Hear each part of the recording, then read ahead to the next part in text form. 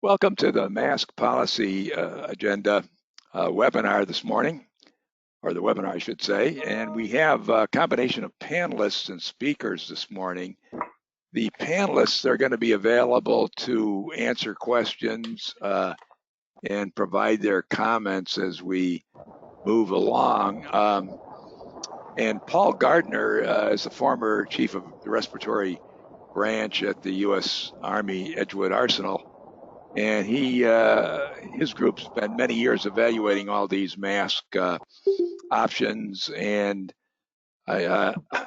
even things like the valves and non-valves. And of course, his focus was protection for the troops, but also comfort and trying to get a better mask material for the Department of Defense. And Christine Sun, president of Waterloo Filtration Institute, heavily involved in filtration. She's been also a director and participant in many of the institutes that American Filtration Society and a number of other societies in this space.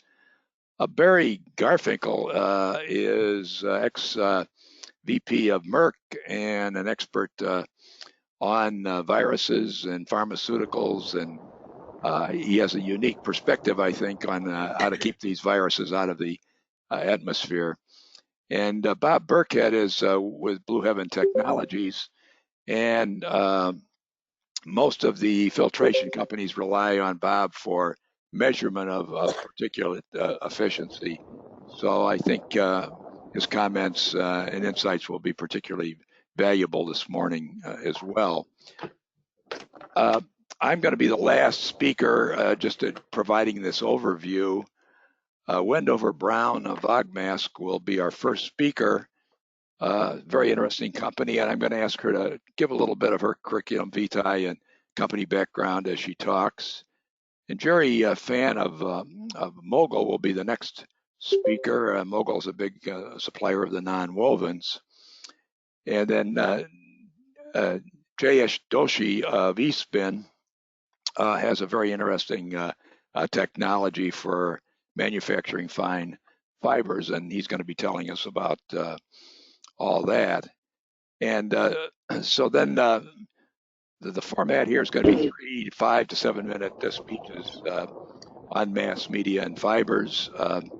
And then the final 60 minutes will be a discussion of the options, and I'll be going through the slides that were sent to you with kind of an overview of what we believe is a roadmap to analyze the future for masks.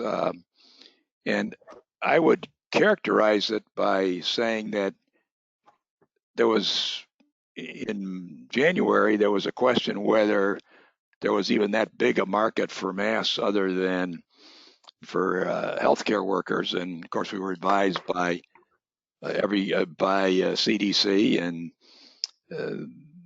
internationally and so forth that they were not required other than by healthcare workers.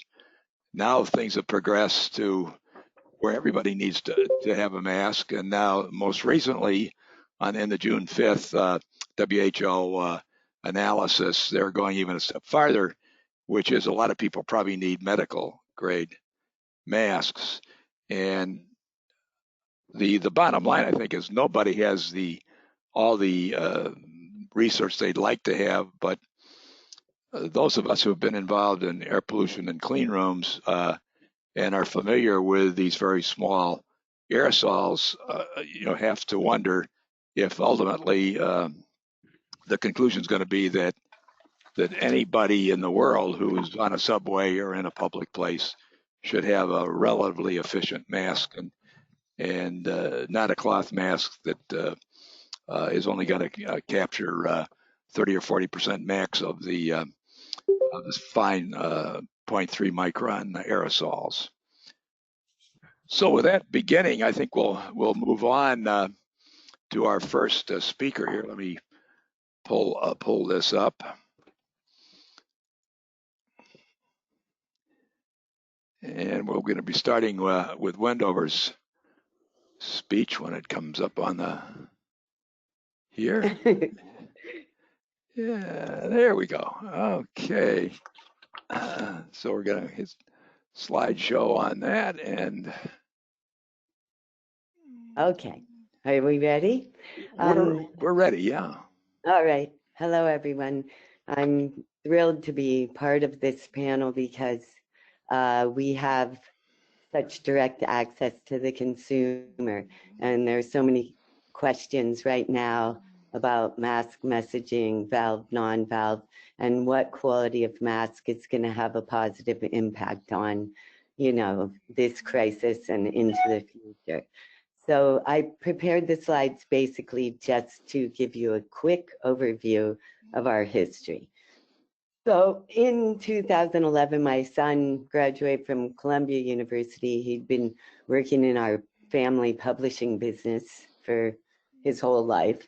And we looked at each other and said, let's make a business surrounding our environmental love for protecting the environment. And we went around the block in different product categories where we could present a tool that would help global health right now and raise a dialogue about protecting the planet. My son then went to Burning Man, of course, and saw a lot of surgical masks out there, no cool looking masks. And he came back and said, let's develop a highly efficient mask that combines fashion and function. So we worked with a design engineer for about 1 year. And in 2012, we presented the first 60,000 masks. They were no valve, one size fits all, which was mostly adult size. But we still have some of them, and our teenagers wear them also. Anyway, soon after, within a couple of months, we first approached allergy asthma as a channel, and the reception was very, very good. And soon after, we started getting inquiries from China, as China revealed they had a severe air quality problem. And we set up with a distributor there. We expanded over the next few years into 23 countries and with a manufacturing site in Seoul, Korea, where we still manufacture. Then that sort of catches you to our goal was to create a reusable, beautiful, comfortable, and highly efficient mask for consumers. We know that manufacturing masks for workplace and medical have to be in a much higher volume. We looked at ourselves as presenting a sort of fashionable, happier alternative. Within the United States, we began to become adopted by a lot of health providers who found that compliance in wearing a disposable mask was not high when genetic respiratory immune compromised, chronic illness, migraine, and people suffering from mold and other environmental illnesses were masking outside of the medical system. And so if you go to the next slide, or go down, and we've sort of covered that. Okay. Our target market is the consumer. We sell directly to the consumer and through Amazon, and have a number of regional distributors around the world. Our, product uses are categorized really urban commuting, urban mobility, poor air quality, pollen, high allergen count, masking on an airplane, especially during flu season, and probably the biggest and growing category being people are already facing respiratory challenges.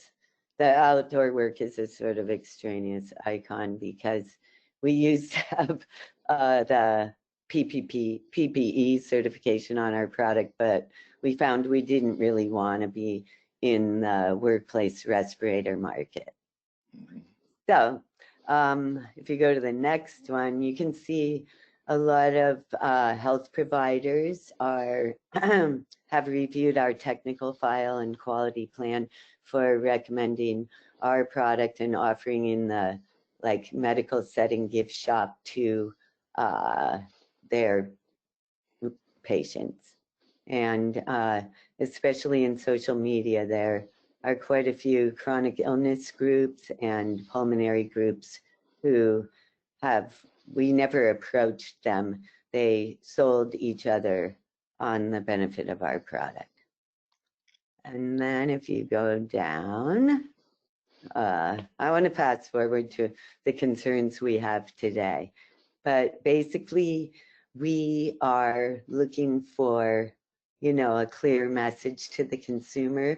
We've lost a lot of time, March, April, May, where we had the attention of the public and the media focus on our current crisis without being able to have a consistent message about what sort of respiratory protection would be beneficial to address our current situation.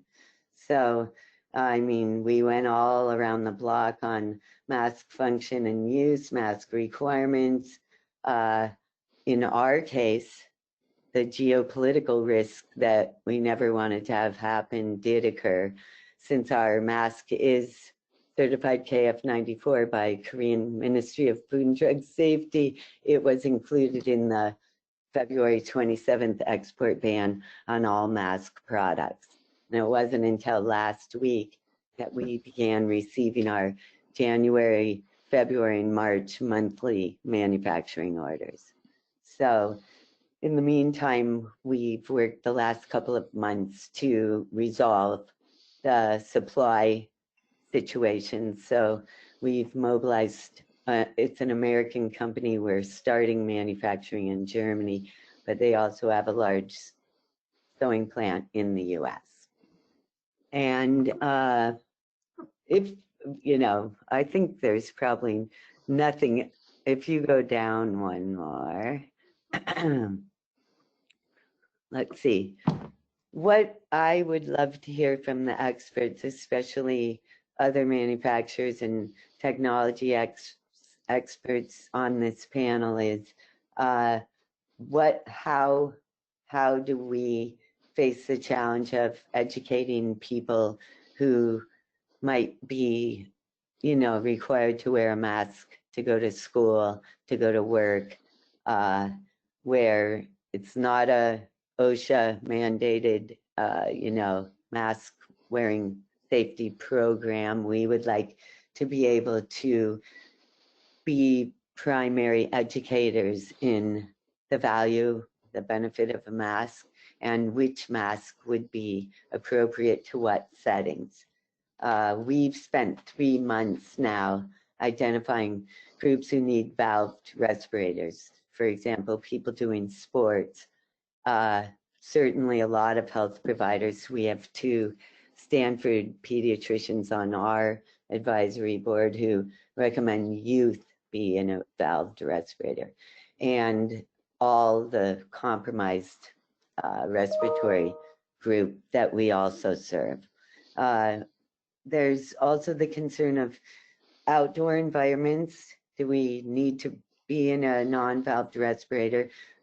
For no interaction with the public, a valved respirator might be more comfortable. There's higher compliance in wearing.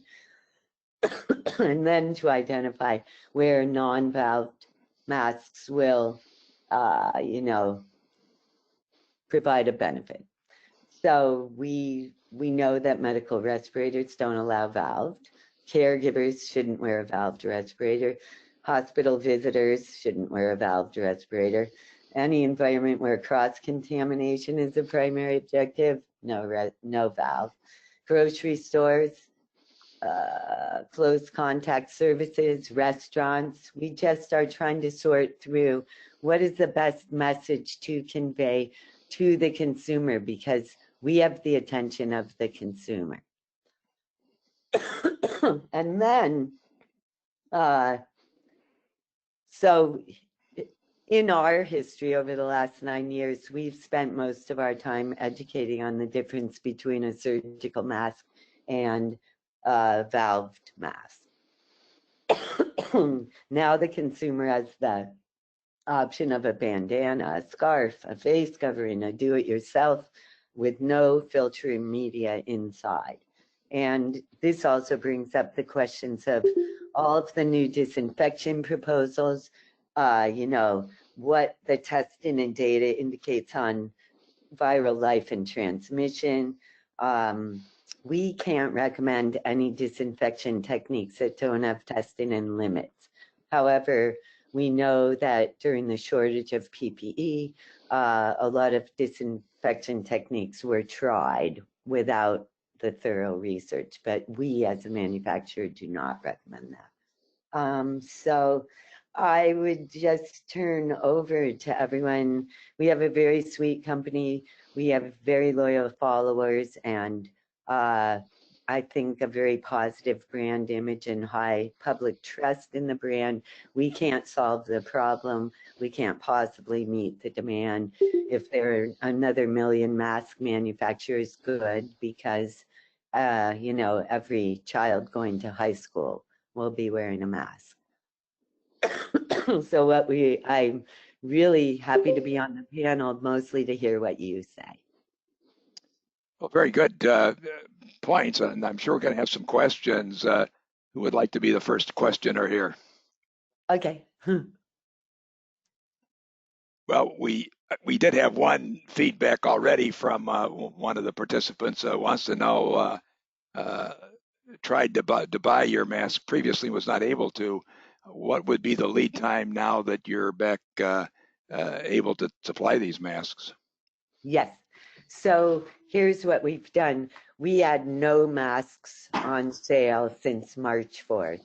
And the masks that we put on sale were most of our remaining stock when the Korean export ban started banning the export of our products.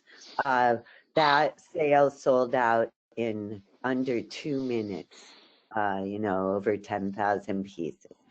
We had mix and match and less than 1 year left to useful, obsolescence date of the filter media.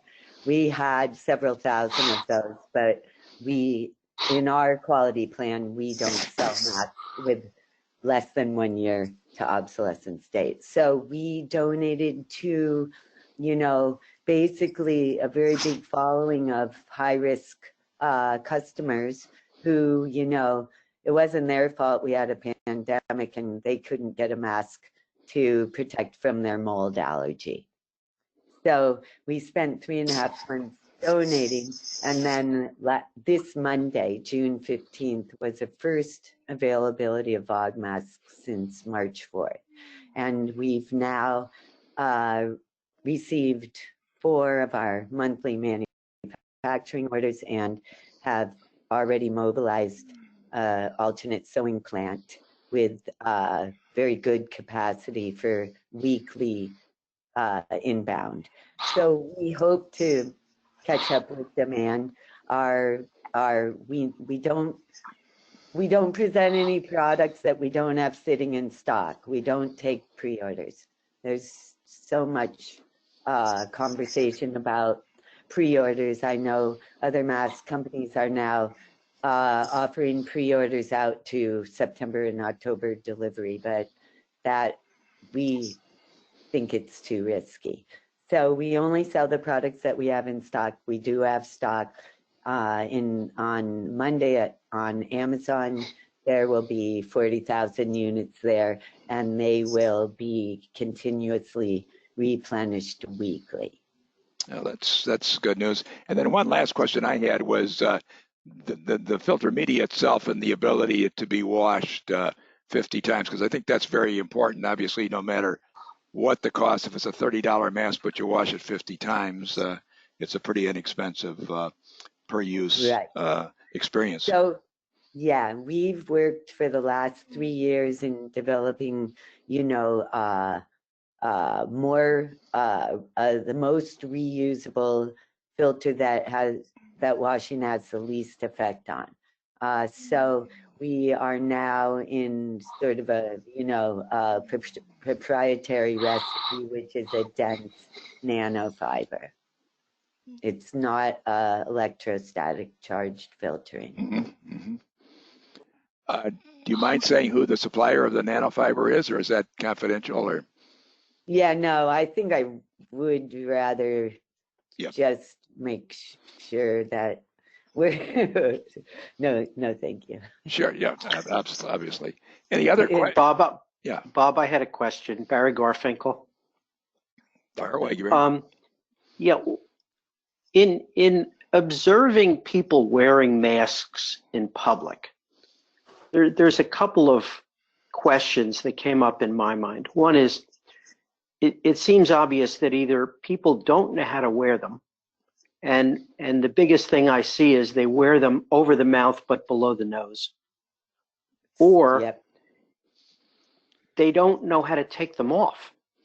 In this case, we're talking about potentially an infectious agent on the surface of the fibers, and yet when you see people take them off, they typically take it off with their hands arbitrarily, method-wise, and put it in their pocketbook, etc.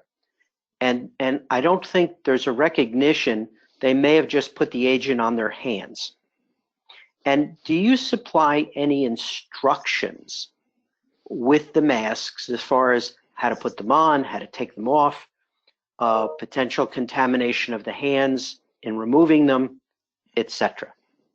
So since, we really haven't provided any masks during the pandemic period to date until this week, we have user instructions in, I think, about 20 languages now.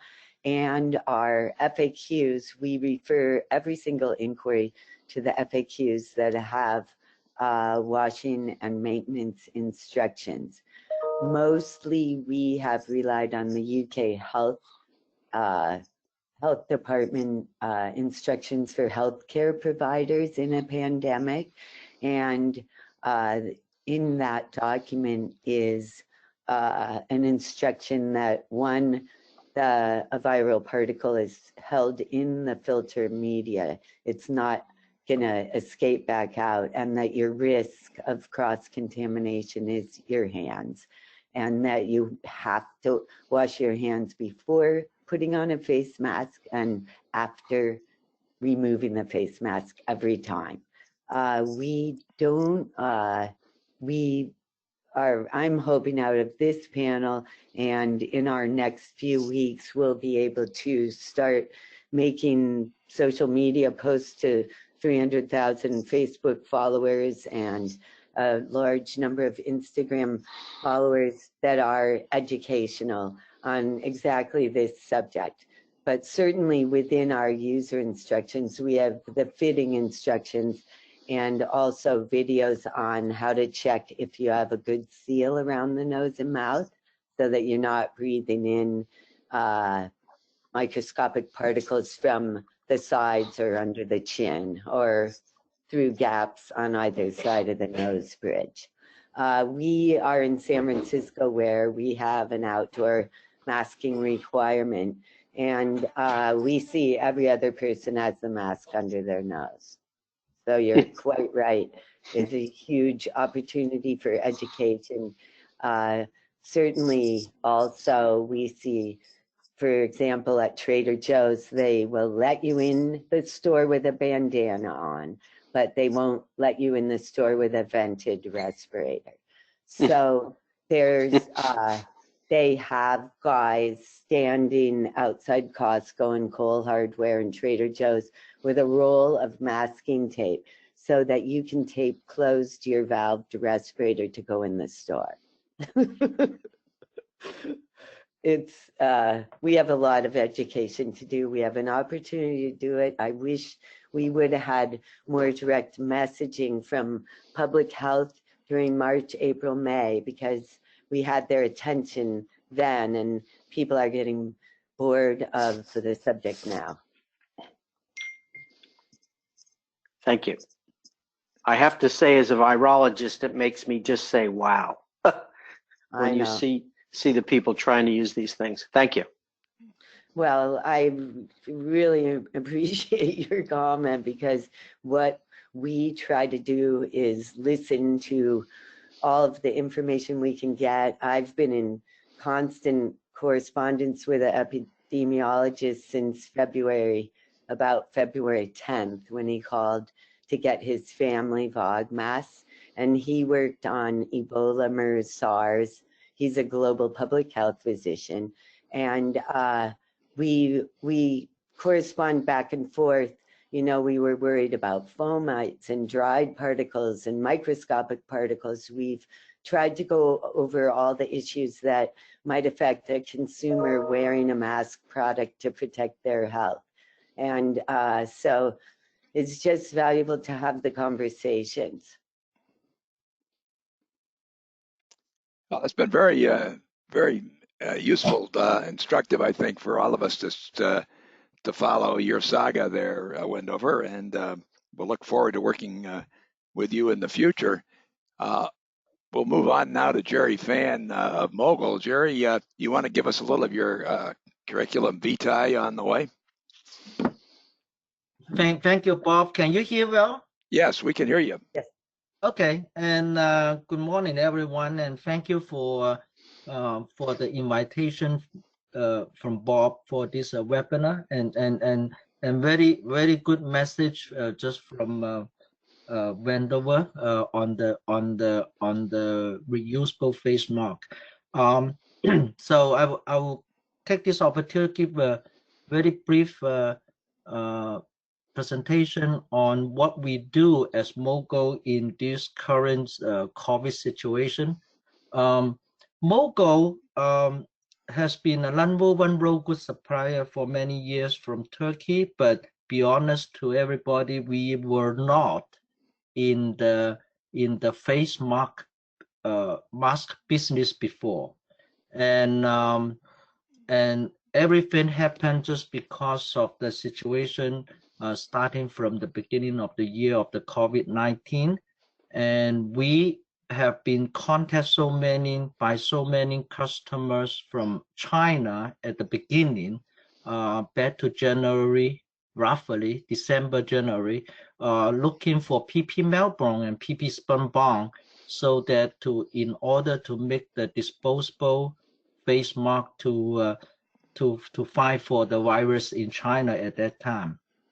So, but when more and more inquiry come in, and we are not able to support all the customer because the limit capacity, and right after that, and then the virus situation start to outbreaking in some other European country, and eventually in Turkey was in very bad shape too, 2 or 3 months ago, and the government of Turkey start to have a regulations to stop exporting PP Melbourne to other countries.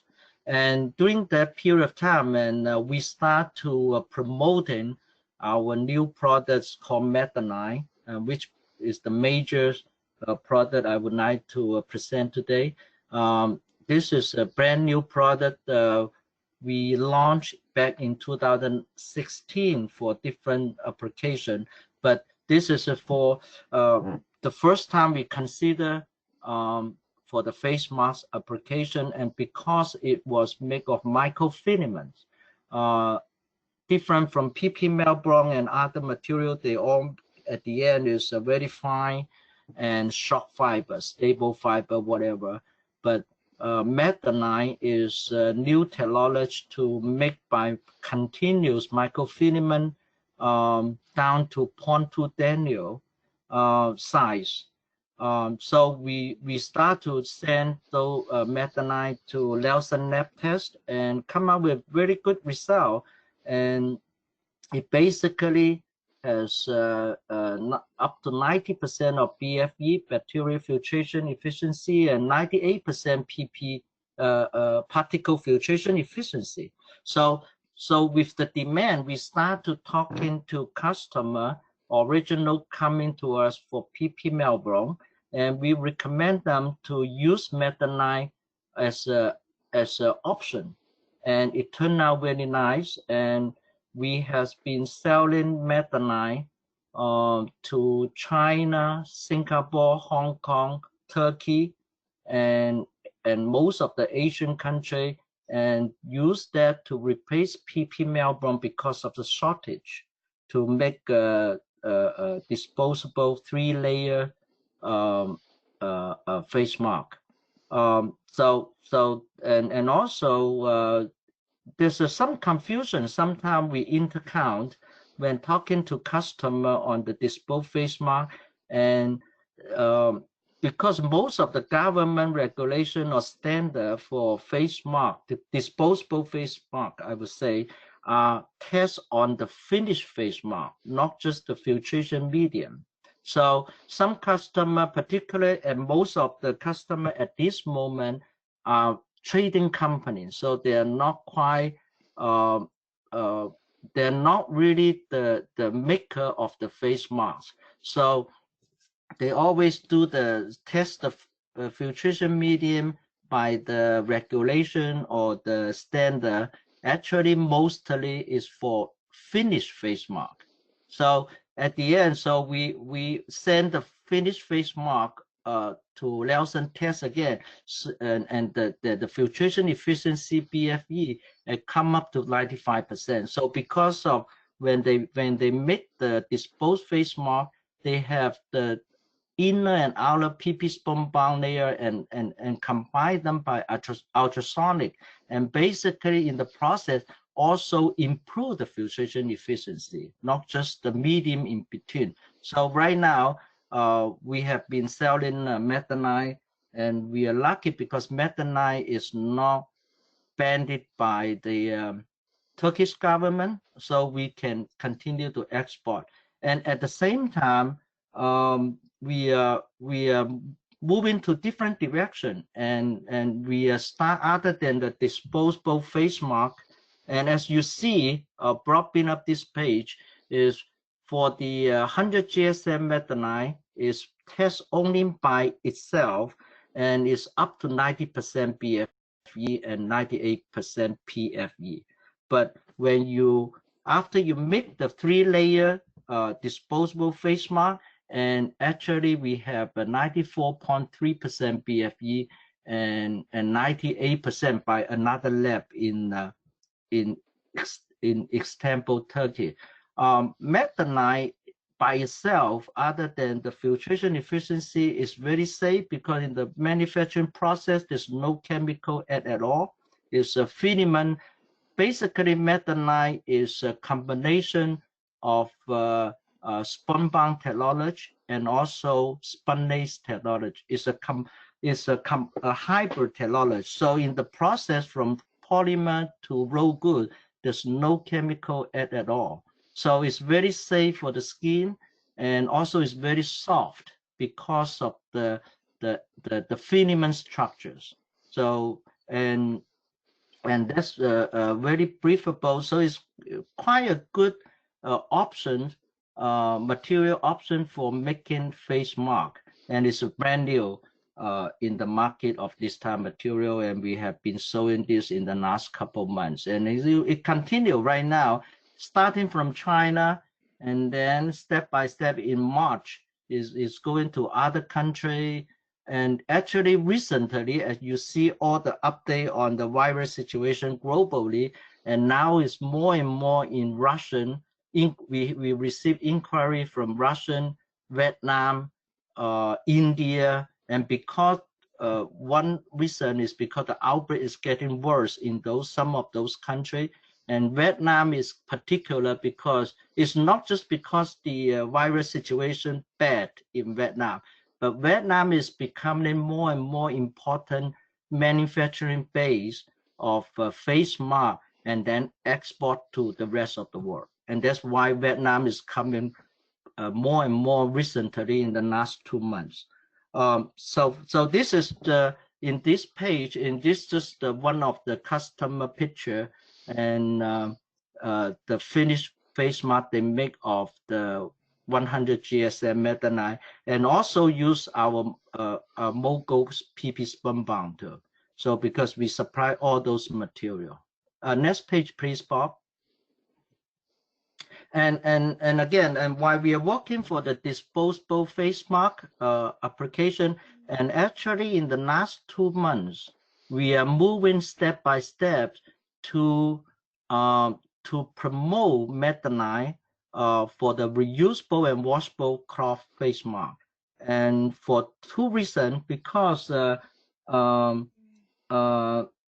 in most of the public situation, as we call them to CDC common, is not necessary people need to wear very high efficiency face mask, particularly those for example the surgical face mask or medical grade face mask. Then sometimes it's just overkill. But in order to keep with a very open and everybody keep a social distance situation, and actually reusable and washable face mask serve the purpose very well. That's why you see Wendover is doing quite well in this segment. The other thing is, in some of the country in Asia, I'm more responsible for Moko to support the Asian business. Even before the COVID-19, some of the country already have the habit to use reusable face mask. For example, in Korea, Japan, Hong Kong, and Taiwan, sometimes you will see a lot if you travel to those countries.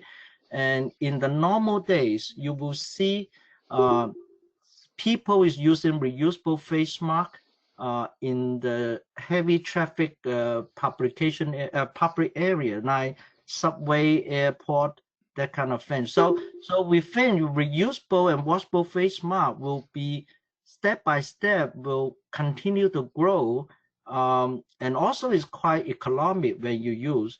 And for methanide, and one of the reasons we recommend that for the reusable is because methanide is nonwoven.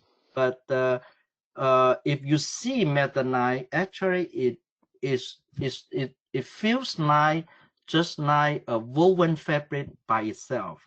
So it's very durable and washable. So we recommend that as another option to make reusable, washable face mask, and also with relatively good filtration efficiency compared to most of the cloth material popularly used for making reusable face mask. And a couple of weeks ago, and with the effort from our colleague in Turkey, and our face mask is the methanide material actually has been approved and selected by the French government. They already test the methanide and select as one of the material they will use to make reusable face mask for the public. This is tested by the DGA by the French government. So, and actually, if you have the subscription of the nonwoven magazine, and you will see the article related to this subject in the May and June nonwoven industry magazine for this message. So actually, we are quite excited and get the approval from the French government to use the methanide for reusable face mask. When they do the test, they did not wash for 50 times, like the Wendover just mentioned. And I asked the question to the laboratory of French, and because of by their regulation, by their test method, they just wash 10 times with the machine, and after that they do the test. So that's why in the presentation I only put 10 times, because that's how the test method. So, and this is some business case of the reusable washable cloth face mask application by using methanol. And basically, we are doing 3 different options. We have been selling this in Turkey, Japan, and Hong Kong.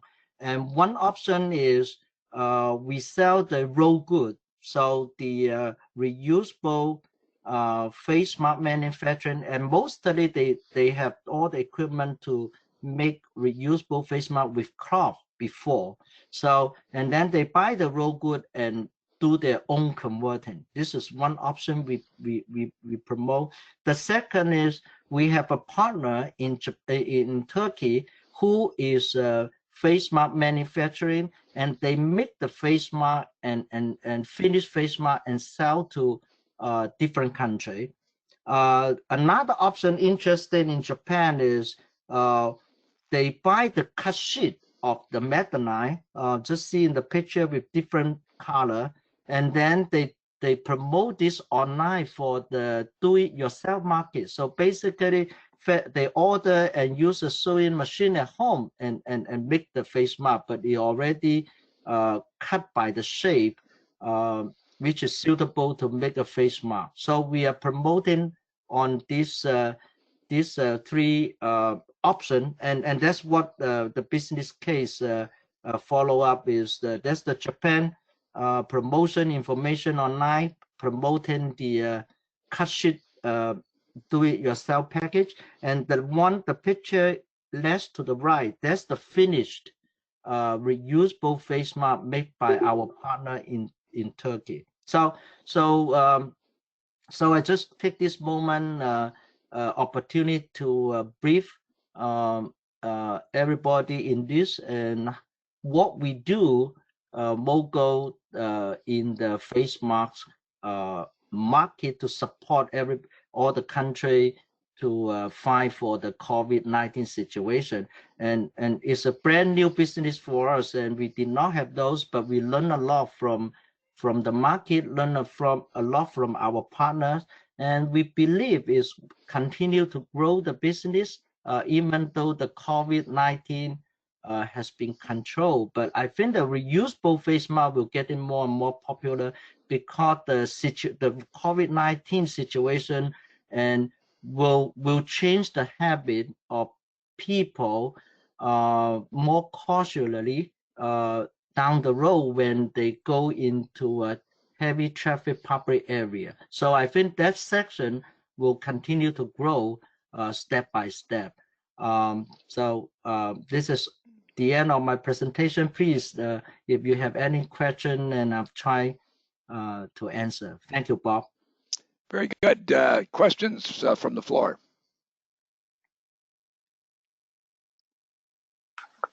This is Barry Garfinkel again. Are there any instructions given in regard to washing and storage?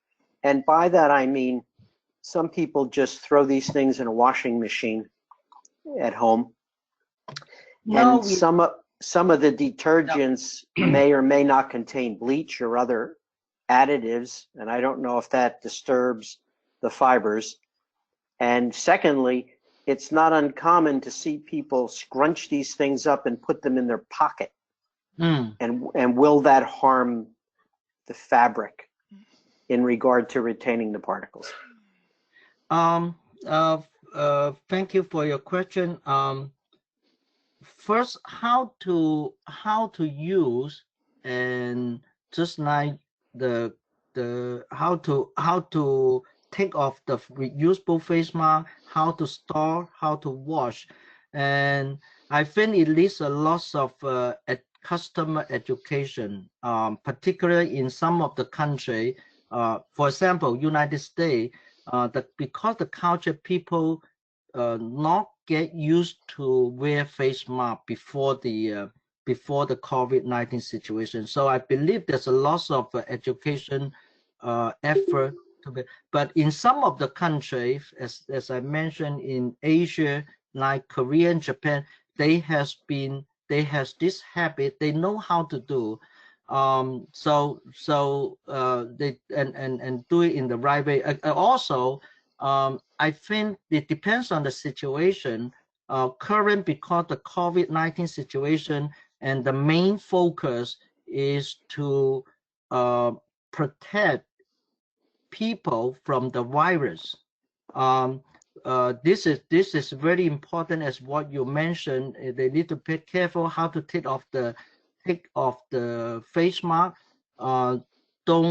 The hand don't touch the front face of the face mask. I think those are very critical because the critical protection is for virus at this moment. If not the COVID-19 situation, not for the virus, and it will be less important how they take off the glove and how they.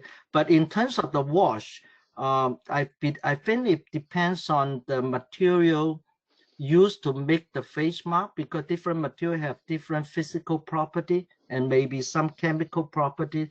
And most of the reusable face mask before the COVID-19 is made of cloth.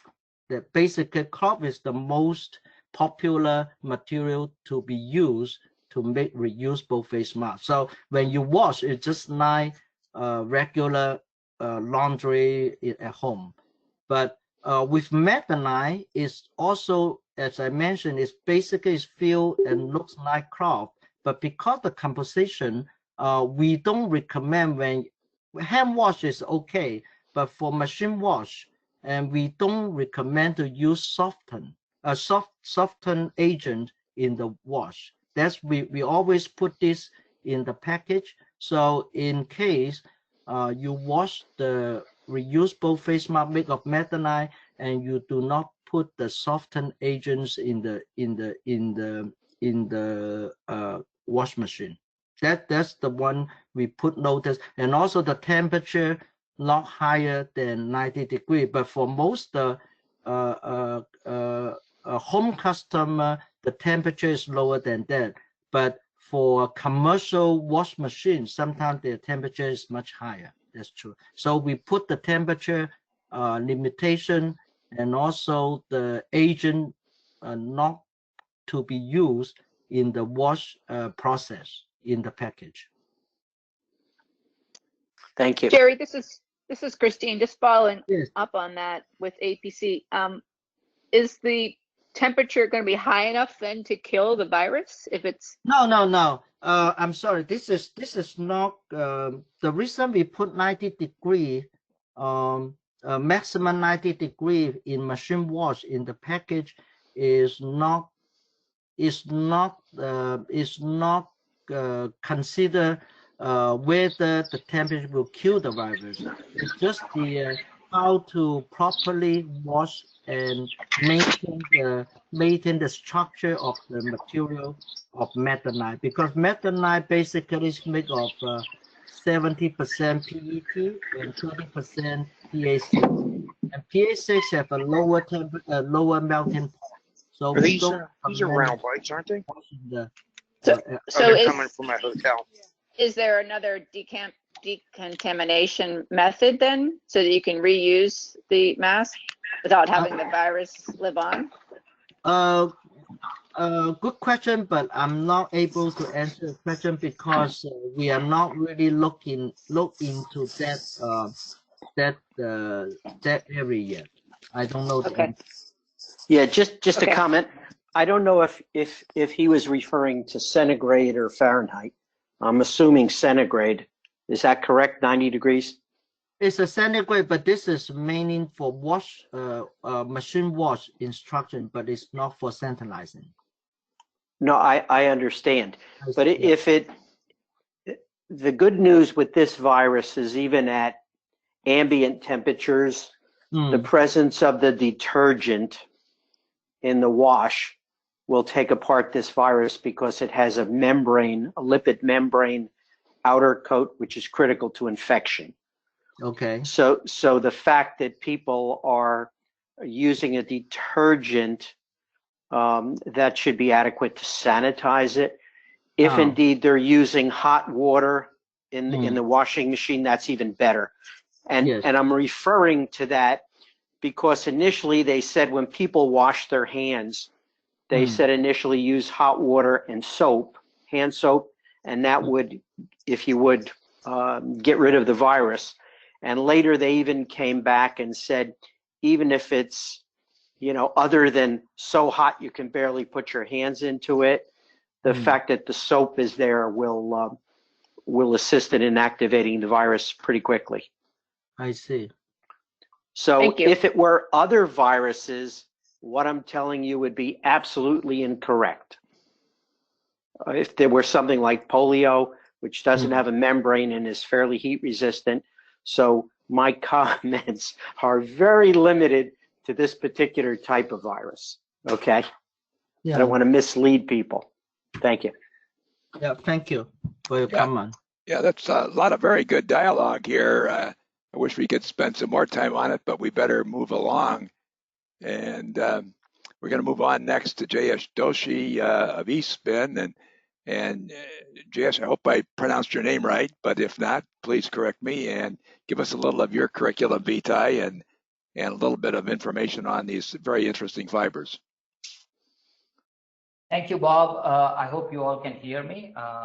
We can. As Bob, my name is Jayesh Doshi. I'm a founder of eSpin Technologies. We have been in business for 21 years. We are Chattanooga-based nanofiber producer. Our roots are beginning in 1997 with US Army to produce nanofiber for chem biofiltration or CBRN filtration. And since then, we have been working with Army and number of other military agencies to develop products for them, and we have some in market now. However, during our journey, we also started converting nanofiber into air filters, which led also to production of wipes and swabs, and most recently face masks. So we not only produce nanofiber, however, we also convert those into the downstream products. During the month of January, February, we really started getting hammered by a number of people looking for nanofiber for coronavirus. And as we all know, there was a severe shortage of material during the February, March month. So a shortage created an opportunity for businesses like ours, and our team started asking the questions, how can we leverage our nanofiber technology? How can we leverage our HEPA filter manufacturing testing experience in trying to help? How fast we can respond and deploy our products, and can we really make a difference? And what we found, the impact of this was, enormous for us. We stepped up to the critical shortage and also formed some partnership with corporations. And we very quickly realized, having calls from various parts of the globe, that the nanofiber interest is capturing for this PPE. There is a global interest. All of a sudden, we saw upstream trend in our customer base, and we were very quickly able to introduce new products into the marketplace. Next, please. Next slide, Bob. So one of the first tasks we did is we started looking at, okay, what is the real requirement? And some of the answers we really had, since in 2011, we had developed during Iraq war for US Army material for something called balaclava and regenerable filter media, which can be used for more than a month in the sandy environment. So we knew about work which we did with Army as well as Nelson Lab, and that was our starting point. And we took that and we started looking for the substrate. And one of the things which we found, that there was really no availability of substrate. So we decided to choose HALAR, which is a very high performance material which is used in medical industry quite a bit for protective apparel or PPE gear. So we decided to take HALAR and then combine that with our PVDF nanofiber, which is quite hydrophobic, and make a 3-layer structures so that we could have a filter media. We have also been manufacturing for last 5 years PTF in nanofiber for US military, and we went back to military and asked them, can we take some of this material for PPE uses? And we got a very good response. So immediately we started modifying our PTF in nanofiber to produce 3-layer structures with performance specifications which were approved by NIOSH. And we started testing this material. We have a state-of-the-art laboratory, so testing was not at all an issue for us. And we also had all the standards required to do that. So what we found is that both the material were quite hydrophobic. We also brought some cow blood to spray onto the face mask media to see what kind of contact angle we would get, and how effective it is in terms of its ability to prevent penetration inside the material. We also started comparing to the melt blown material which people use typically for face mask, and against that, and how better we are, how superior we are in terms of breathability. And we started finding, we were 20-25% better in terms of pressure drop and air permeability. So we were getting much better results compared to melt blown. We also started washing this material, and as a previous speaker mentioned, we in fact dump it into the washing machine with a Purell soap. And I certainly don't know when we wash at a hot temperature what the real temperature of the household washing machine is, but we were quite successful in washing and looking at the integrity of nanofiber in electron microscope, and finding out that air permeability was not changing, or filtration performance was not changing. As an alternative to decontamination, we also started looking at wetting this material into sink at office and putting it into microwave and heating it up for 5 minutes and see if everything is good, and go back and look at the performance spec. And we started having very good results in terms of there was no change in any kind of characteristics. So we had a reasonable understanding based on our reading with CDCs and talking to some of our friends in military that, geez, this may be quite valuable. So we started, producing this material, and our capacity was, about manufacturing 300,000 masks per day. We went from 1 shift to 2 shift, and then we went to 3 shift, and also on weekends. So there was a lot of production started, and we started testing, in addition to standard NIOSH, we also did ASTM 1862, 16 CFR part 1610 for flammability. So various different tests are required, and we started testing our material for that. And next slide, please. During the same time, we also started getting a call from major corporations, which include companies like Apple and Dove and other people, who were trying to jump into making ventilator and filter for ventilators and powered air purifier respirators. So we formed partnership with one of the corporation, and we were already manufacturing synthetic media for HEPA filter. So we started manufacturing that to meet the NIOSH standard, and using our technology, we started laminating 2 layers and 3-layer structures so that we can get a lowest pressure drop when this media is treated on our new state-of-the-art mini plate line. So we started doing that, and we also work with our partner to very quickly develop the whole air filter to meet their power respirator design. During this time, also people started asking, can you add something so that it would be antimicrobial, antiviral, and what can we do? So we went back to, again, our previous know-how of working with DoD community to start looking at different nanoparticle technology, metal frame oxide technology, and we started integrating a couple of different nanoparticles into the media to see if it would be effective. And certainly we did not have any test capability, so we started sending this material out to university and asked professors that can you really test this, for its effectiveness against antiviral characteristics or antimicrobial chemistry.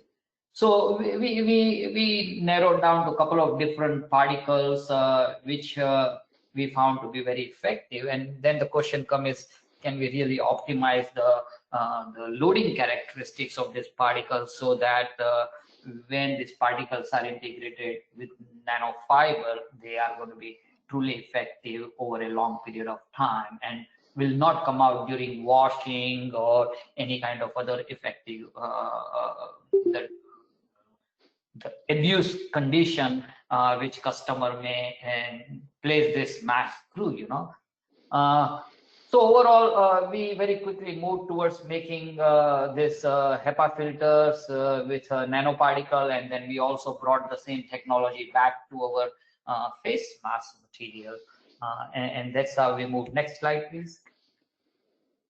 Also, we are not a traditionally mask manufacturer, neither we had a machinery to do that. So we took our standard printing machine and we developed the methods by changing the programs into the machinery so that we could rapidly prototype the printing process, whereby it would have a similar kind of plating as the one which gets into the mask. And we also very quickly invested money and purchased an automated sonic molding machine so that we can really bond this material.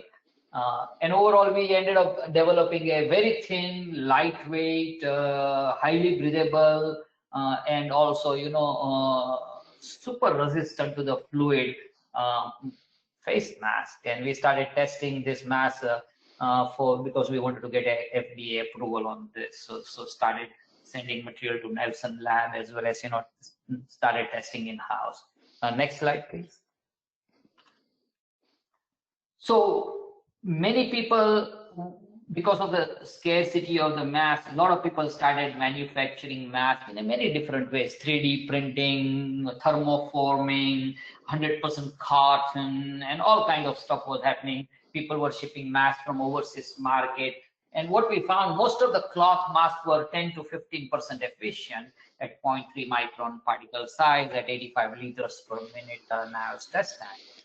So one of the thing which we started doing is develop what we call insert or die cuts so that people can place this material with their mask and achieve the performance rate of 95% or high filtration performance. And since the demand was increasing, we dedicated additional 3 spinning machines so that we could have a much larger capacity.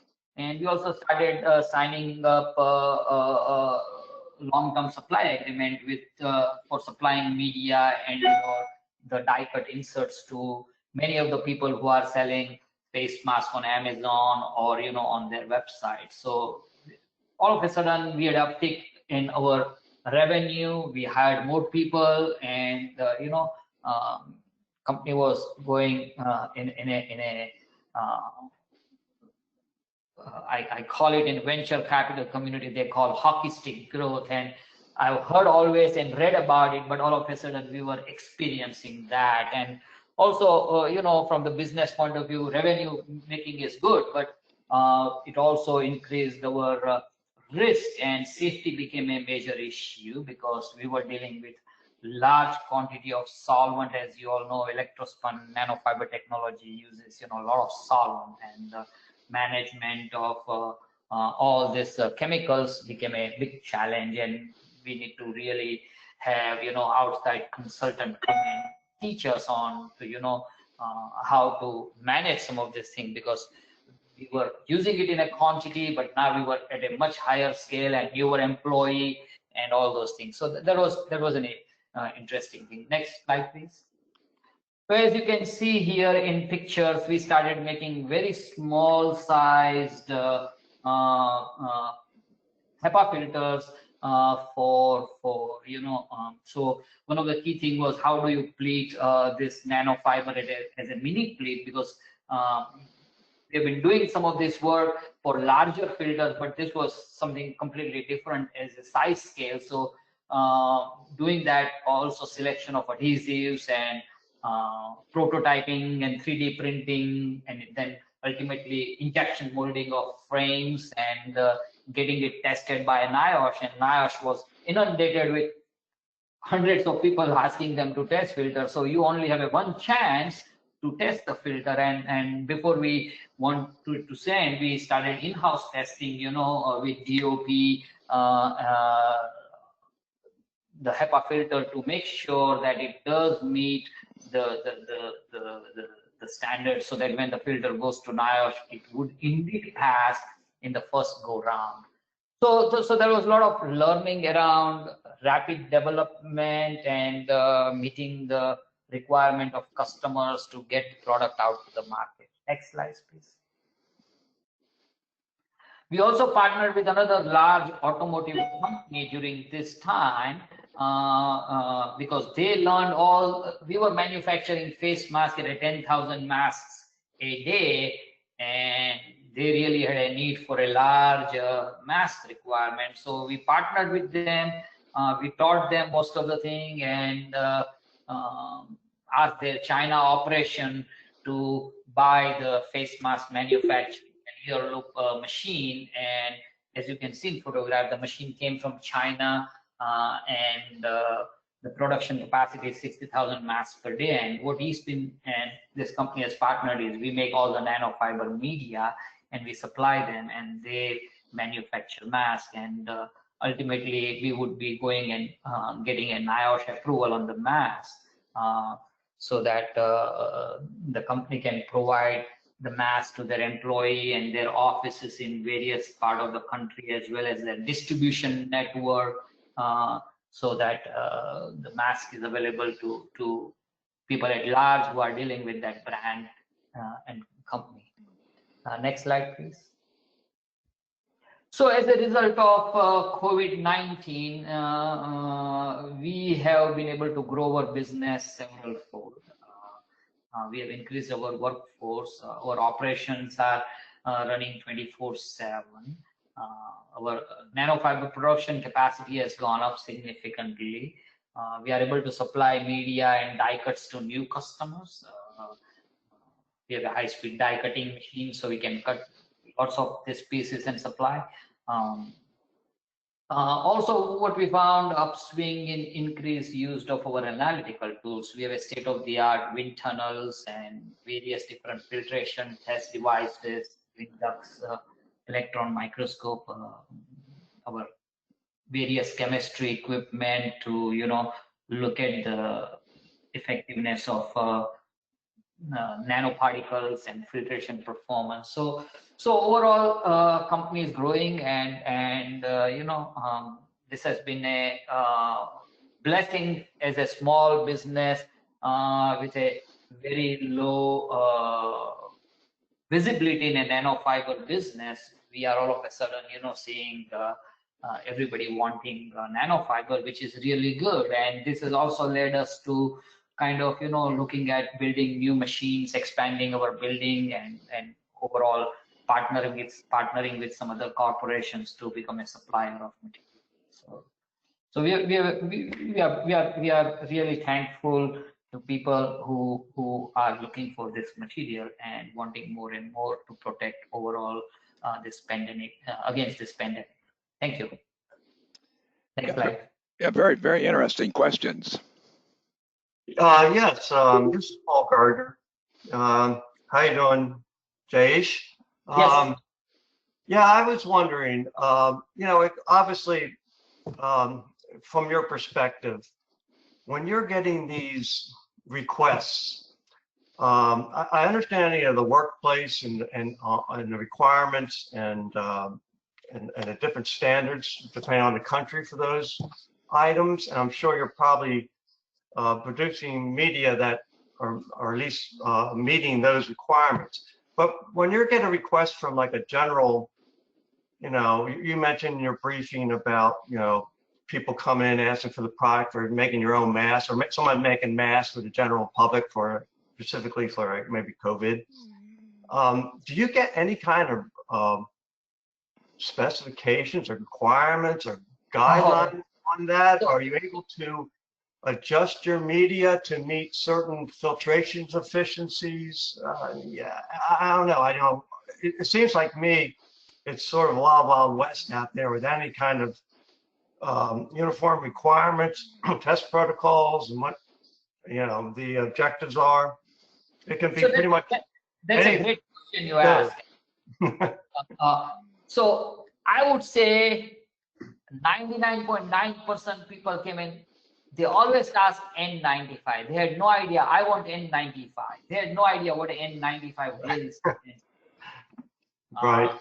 So one of the things which really took, initially we tried to explain to people that N95 not only requires certain filtration efficiency or performance, but also it requires sealing around your face and leak test and things like that. And we had done that, so we knew that all this is very critical and important if you want to get N95 certification. So we have to tell people we have a material which is 95% efficient, however it is not N95, and there was a lot of legality around this, because and trust me, after a year from today there will be a lot of lawsuits around all this. Mm-hmm. So we spoke to our legal expert and insurance company, and they said that it's important to tell people what you're selling, and all we said is 95% efficient. And invariably we try to make, when we say 95% efficient, we try to over tighten the material so that it is at minimum 95%, because you don't want to give 95% efficiency and then your standard deviation in efficiency is from somewhere from 90 to 95 or 90 to 98 or something like that. Yes, but do they give you a surface area to work around that 95%? Do they say I'm going to need a minimum of 30 centimeters squared or 300 centimeters? So people who are making thermoformed and 3D printed masks, where they're a round circular shape or some sort of shape, they would always come and tell us, I have this area and I need this flow and things like that. So in some cases, they were too small to achieve the airflow and performance with a certain desirable pressure drop. So we had to tell them, either you increase the surface area or this is what you're going to get. And in some customers, actually they did indeed change the 3D printed part size so that they could achieve the desired low pressure drop while meeting the 95% efficiency. Understood. And during this time also, a lot of people were walking and asking us or calling us about nanofiber. And then we developed another product, and I didn't talk about it here, but we came up with a product which is 60% efficient, because what we believed is that everybody doesn't need 95% efficient media. And we told people, here is 60 to 70% efficient media, and you could use this. It is a much higher breathability. If you're walking into the grocery store, this is what you should wear, because it is still going to protect you very well, as it's cost effective. You can use it one time or one piece per day and just simply dispose it off, because one time use is no more than 70 cents, 80 cents. So you can really be able to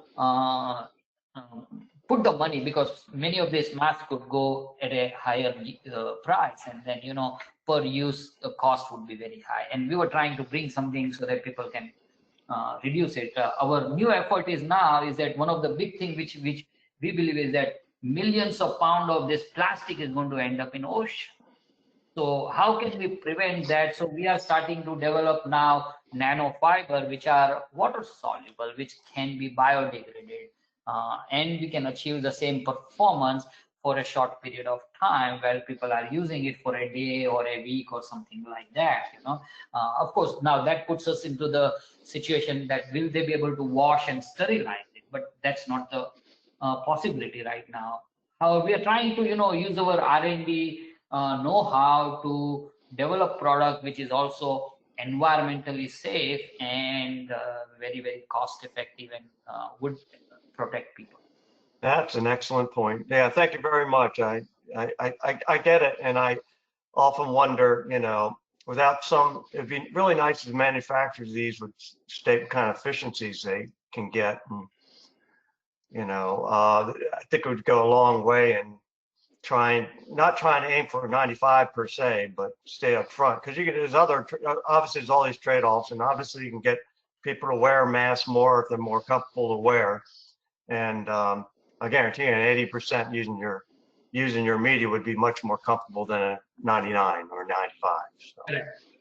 That's a good point. And Paul, as long as we've got you here, and you mentioned the area, I was surprised to find out that the Allegheny Health System has now embraced the MSA respirators as opposed to your N95 conventional medical masks, and recommends them now as a way that hospitals should go. And this would get back to an area thing as well, right? If you put these cartridges, you can the area is not necessarily as limited as it would be otherwise. Is that correct? Absolutely. If you saw the eSpin products at the end with the mini pleats, I mean, those go really a long way to increase the airflow. So, and filter efficiency, of course, it's the same thing. If you you know. So yeah, I mean, our target with our customer was to have this cartridge at least last for 3 months minimum, but at best 6 months. Yeah, you could do that. You absolutely could do that in a wearable respirator, and just wash the face piece and keep the cartridges. You know, for certain people, I can see that.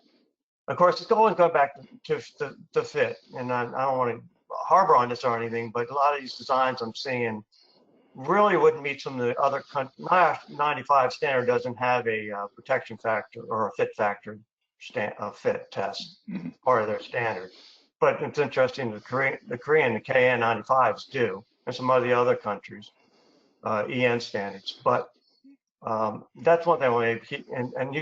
And Bob will bring that up in his presentation.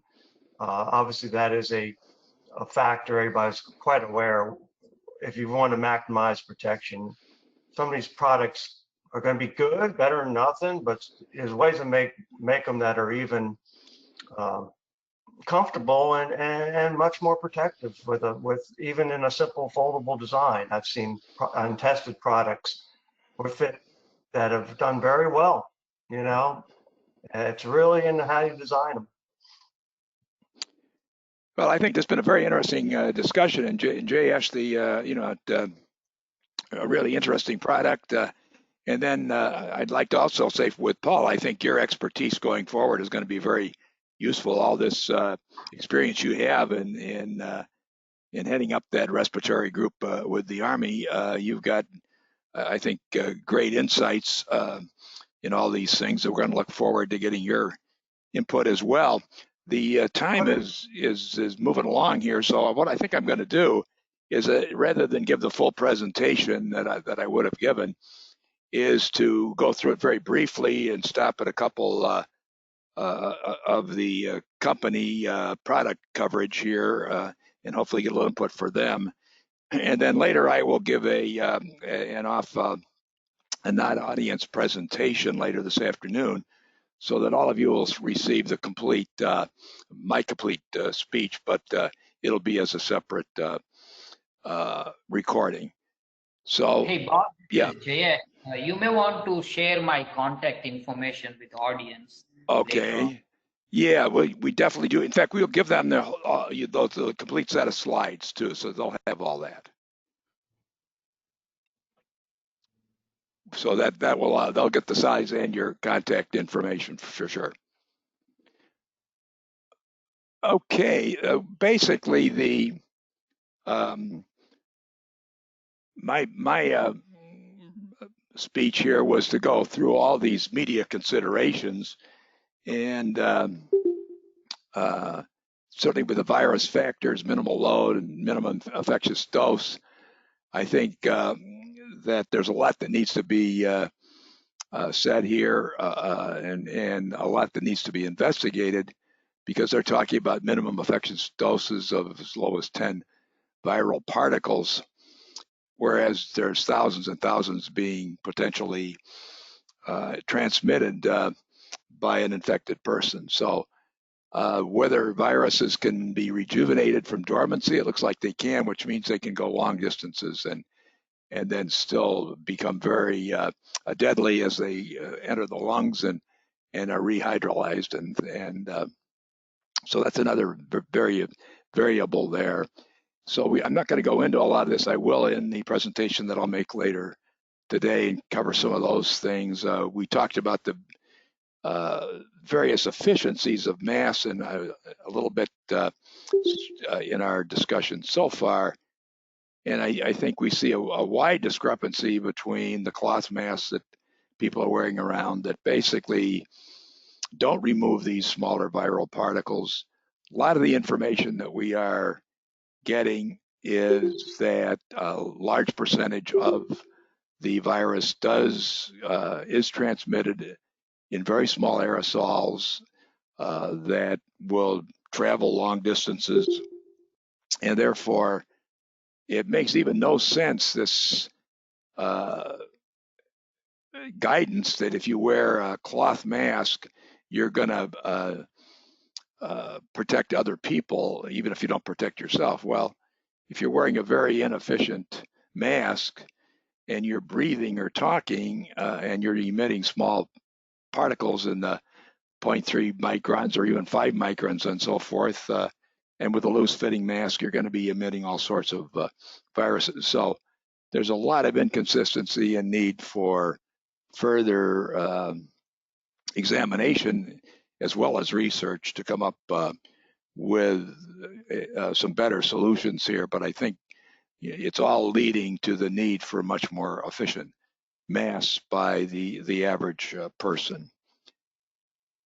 And so there's a number of alternatives, and of course we got into the efficiency, the washability, comfort, mask fit, breathability. Again, a couple Korean 14-year-olds died wearing N95 masks and having to go through an endurance test. And valve options is another question here. And one argument would be that for those people who need high levels of protection, do they also need to have a valve?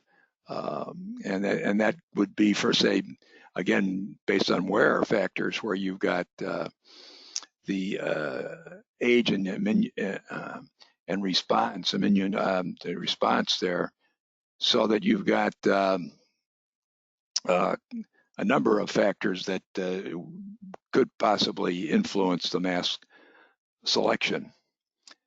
And again, with the virus load and things we talked about, the lung functions, activities, there's many different activities that are going to be particularly challenging, meat processing being one of them. But I wanted to get into supplier products, and I'll go into this in detail a little bit later. But as we go through this, any of you who are on the line who are with these companies would like to say something about these options, we can do so. Otherwise, again, I'll get into it in a later recording. But yeah, go ahead, Sony. Yep, here is Kari Luukkonen from Fibertex. Just a commenting on here. I think you mentioned that we have the HEPA 13 grades based on the nanofiber. We have also launched FFP2 and FFP3 mask materials in a couple of forms. We have a kind of one-layer product which actually contains also the protection on the both sides. So the nanofiber is kind of encapsulated between two spun bond PP layers, and that product doesn't need any additional inner or outer layers, for example, if made into the final mask form. At Fibertex, we also produce a large amount of other materials for the face masks. So the needle punch, the packing material for the cup types, also for the folded types, spun laces, and also activated carbon materials. So in principle, we today supply a huge amount of different type of materials to this mask made for the COVID purposes.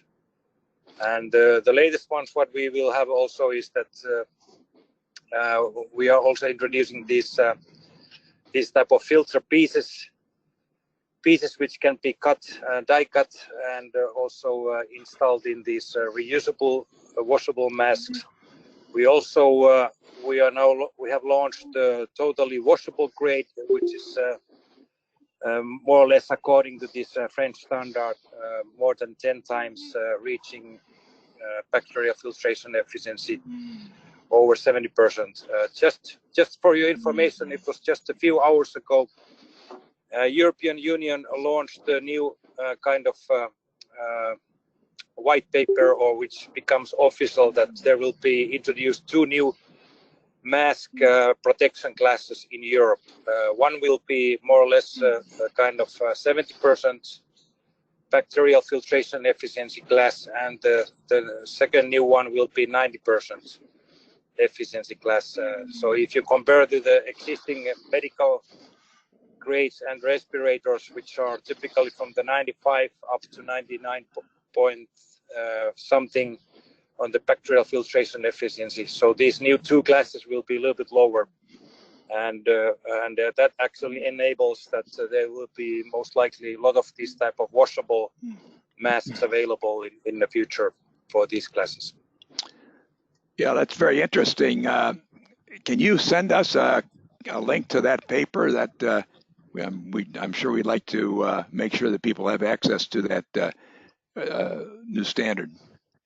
Yep, I'll send it. The standard is not confirmed completely, but there is a kind of a guidelines that which direction it's going to go, and so you can see what is kind of expected. So I think the final standard will be formulated probably in the coming months, but anyway, it will come out quite soon. I will send you the link that you can see the guide, the outlines of the new standard. Yeah, and you might, as long as we're talking about Fibertex, give us a little bit of background on the company. What countries are you operating in, and a little bit of your history there. So Fibertex is a Danish-based company. We are owned by a Danish public company listed in Danish stock exchange called SCO, and the turnover is roughly around $230 million, and we have operations all over the world, mostly in Europe, in Denmark, where we have the headquarters, in Czech, in France, and in Turkey. Then we have also 2 plants in USA, one in Illinois, one in South Carolina, and then we have plants in Brazil and also in South Africa. We have also a sister company which is more related to the hygienic products, Fibertex Personal Care. Their turnover is also around $250 million, and they have plants in Denmark and Malaysia. And if you look to technologies, what we have available on non-wovens and related things, we are mostly making needle punched materials, spun laced, air-laid, and nanofiber, and also in our sister company we are quite big on the melt blown. So in principle we have if you look of, for example, this PPE market on the mask and protective gowns, we have most of these technologies available what is needed.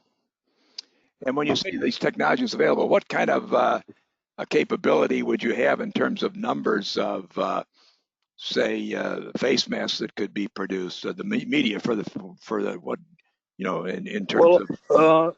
Yeah, just on the let's say on the efficiency layer, that which is now based on the nanofiber at this moment. Mostly, our capacity is about 220,000 square meters per week, which is now, of course, in a full utilization. Then on the needle punch and spunlace, we have a few millions per week capacity. On the washable material for the mask, I think we are producing right now about 400,000 square meters per week. So at this moment, we have converted a lot of this production that we used to use for the wipes production to make these mask materials. Would that be about for this humanity side? Would that be 20 or 30 probably masks per square meter or something like that, or what's a good? It depends on the end use. If it's a surgical mask, you can make a roughly 25 masks per out of square meter. If it's this type of folded respirator where we are actually selling most of our material, it's about 18 respirators per square meter. That's a kind of overall figure. Yeah, well, it sounds like you're going to be able to make quite a contribution. Would you agree with our view that the market that you should be targeting is essentially a world market with pretty much everybody in the as many as 3 billion people every day that go out in public are going to want to spend enough to protect themselves, and those that do have the money or probably want to go for these highly efficient masks? I would say that this business is now basically global, and but if you look now that on the protection level, what the people actually need, if you look at, and I think this is actually one of the reasons why in Europe they are going to launch these new 2 classes, is that because they especially if they are washable like 10 times or 20 times, these masks become much more affordable for everybody, and then if the more people are wearing them on those situations where you have the risk of getting the contamination, then of course the global risk of this COVID virus spreading again uncontrollably, that becomes much more easier to control. So I think if you look on this historically on this let's say this protective mask material development, so there really haven't been too much development during the last 15-20 years after the electret melt blown was introduced. So I think in last 3 months we probably have seen more development on the materials comparing to the last 15 years all combined, which is of course good. So we can predict that there will be some new quite innovative materials coming out all the time for this purpose. And it sounds like you're positioning yourselves to take advantage of it, and of course you do have worldwide capability. Yep, this is what we are expecting. So I think that also a lot of these standards will be modified after the whole thing is over. That there has been a lot of confusion. If you look the respirator standards on the EN 149 and the NIOSH for the N95 and this FFP2, FFP3 and so on, and then you have the surgical masks, the barrier 1, 2, 3 level in USA, and then the type 1, type 2, and type 2R in Europe, and how these are overlapping and what is actually these masks are doing. There has been a lot of confusion. So a lot of our time during the last 3 months has been actually that we have been advising the newcomers who have started to make the masks, what they should actually concentrate on and how to make the mask, which are the suitable elements and the parts for the mask material and so on. Yeah, absolutely. To get the right fit and all these other complexities. And even, for instance, one of the advantages of the valve mask was possibly a tighter fit, but that is a minor point, I guess, at this point in time. Yeah, I think that's been done. I thank you for that information. We'll look forward. You and I had a correspondence a few hours ago. You're going to send us some more information on some of this. We'll put it in the alerts. We'll also want to follow those European standards. I think it's very interesting having these two new levels. And we'd understood there was going to be something along the lines of a N80, but it sounds like you've got that this information actually has two levels there. We'll be very interested to hear more about that. All right. I will furnish you with further information what happens on this segment. Oh, great. Thanks a lot there, Kari. All right. Thank you very much. Yeah. So basically, what we had here was a number of innovations that are going along. ExxonMobil, for instance, has a whole new style of mask, again, with the idea of a better design mask that fits better to the nose and mouth. So anyway, I'm not going to go through all these because we've already gone through an hour and a half time. But I did want to say if there's any of the product suppliers that are on the phone with us, we'll give you one last chance to mention something about your products. Otherwise, we'll wrap this segment up. If not, are there any other questions that people might have at this point in time? Well, if not, appreciate your spending the time with us. We went over the 90 minutes a little bit, but we think it was a very, very worthwhile, and we thank the speakers for very interesting information and the panelists as well. So at this point, it's Bob Mcilvaine signing off for today. Bob? Yeah. Yeah, just a quick question. Is possible after the webinar, if possible, you can share the presentation and because I'm pretty interested on the E-span and others, and to the people joining the seminar today. Yeah, we can do that, and we can also make sure you get the full copy of the slides and. I see. And sure, and we'll send you the list of the people who attended today too. Appreciate your efforts. Thanks a lot, everybody. Bye now. Bye-bye. Bye. Bye-bye.